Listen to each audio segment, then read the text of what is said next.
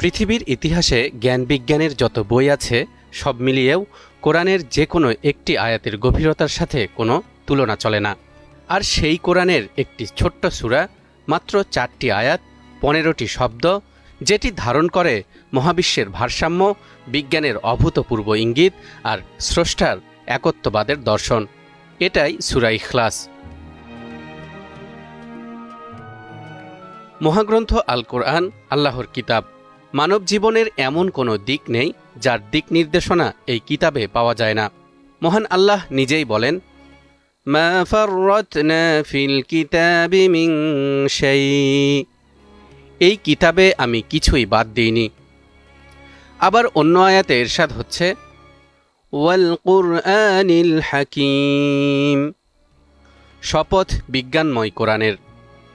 অর্থাৎ কোরআন শুধু ধর্মীয় গ্রন্থ নয়, এটি জ্ঞানের এক অশেষ মহাসমুদ্র।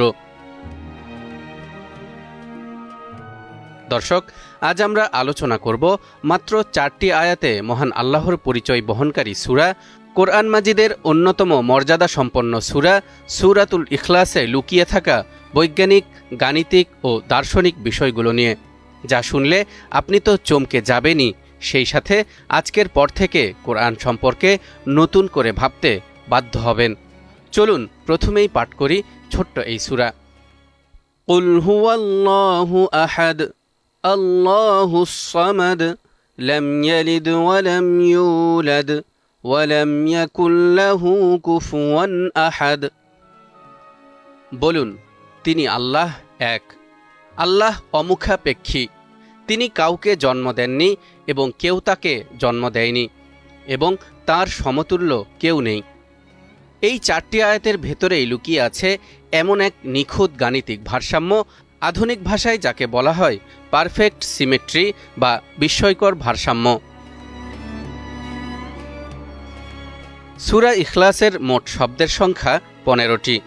প্রথমে 7টি, শেষে 7টি, আর মাঝখানে মাত্র একটি শব্দ ইয়ালিদ। অর্থাৎ পুরো সূরা এক নিখুঁত ব্যালেন্সে দাঁড়িয়ে আছে।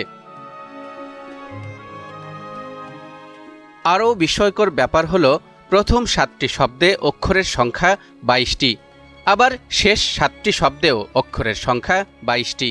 এখানেও ব্যালেন্স। এখানেই শেষ নয়, এই সূরার মধ্যবর্তী শব্দ ইয়ালিদে আছে 3টি অক্ষর, যার মাঝখানের বর্ণটি হল লাম। লাম হচ্ছে আরবি বর্ণমালার 23তম হরফ, আর এই সূরায় এই লাম হরফটির আগেও 23টি, আবার পরেও ঠিক 23টি হরফ রয়েছে, অর্থাৎ আবারও ব্যালেন্স। এবার আসুন 23 সংখ্যাটির দিকে নজর দেই। এই সূরার ঠিক মাঝখানে কেন 23তম অক্ষরকে নিয়ে আসা হয়েছে? যেখানে মানুষের জন্ম নেয়া দেয়ার গুণাগুণের কথা বলা হয়েছে, তার কারণ হচ্ছে মানবদেহের ক্রোমোজোম সংখ্যাও ঠিক এই 23 জোড়ায়। অর্থাৎ মানুষের সৃষ্টির রহস্য যেন লুকিয়ে আছে এই সূরার ভারসাম্যের মধ্যে।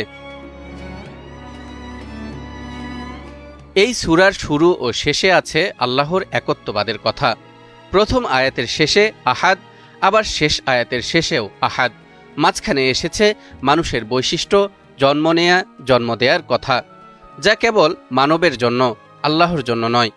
অর্থাৎ সূরার দুই পাশে আল্লাহর গুণাবলী, মাঝখানে মানুষের সীমাবদ্ধতা। সৃষ্টিকর্তা ও সৃষ্টি দুইয়ের পার্থক্য স্পষ্টভাবে এক সূরার মধ্যেই ব্যালেন্স হয়ে আছে। দর্শক, আরেকটি আশ্চর্যের দিক হচ্ছে এই সূরার মাঝখানের শব্দ ইয়ালিদের আগে ও পরে 7টি করে শব্দ রয়েছে। মাঝখানের এই ইয়ালিদ শব্দটি জন্ম নেয়া দেয়ার তথ্য দেয়। এটি যেন সূক্ষ্মভাবে ইঙ্গিত দিচ্ছে মানুষের জন্ম প্রক্রিয়ার 7টি ধাপের প্রতি, যা মহান আল্লাহ তাআলা সূরা মুমিনের 12 থেকে 14 নম্বর আয়াতের মধ্যে বিস্তারিতভাবে উল্লেখ করেছেন। সেই ধাপগুলো হল: প্রথম ধাপ মাটির সারাংশ, দ্বিতীয় ধাপ শুক্রাণু, তৃতীয় ধাপ শুক্রাণু থেকে জমাট বাঁধা রক্ত, চতুর্থ ধাপ রক্ত থেকে মাংসপিণ্ড তৈরি, পঞ্চম ধাপ এরপর হাড়ের সৃষ্টি, ষষ্ঠ ধাপ হাড়ের উপর গোশতের আবরণ, সপ্তম এবং চূড়ান্ত ধাপ পূর্ণ মানুষের অবয়বে রূপান্তর। অর্থাৎ মানুষ জন্ম নেয় 7টি ধাপে, আর সূরা ইখলাসের মাঝখানের সেই ইয়ালিদ শব্দের দুই পাশেই আছে 7টি করে শব্দ। এ যেন কোরআনের ভেতরে গাণিতিক ও বৈজ্ঞানিক সামঞ্জস্যের এক অলৌকিক উদাহরণ। এভাবেই কোরআন নিয়ে যত গবেষণা করা হবে ততই উন্মোচিত হবে নতুন নতুন জ্ঞানের মহাসাগর। দর্শক, এবার বলুন, সূরা ইখলাসের এই অলৌকিক উদাহরণগুলো কি প্রমাণ করে না যে এই কিতাবের বাণীগুলো কোনো মানুষের লেখা নয়, বরং এমন এক স্রষ্টার, যিনি সৃষ্টি করেছেন আপনাকে, আমাকে, আমাদের সবাইকে?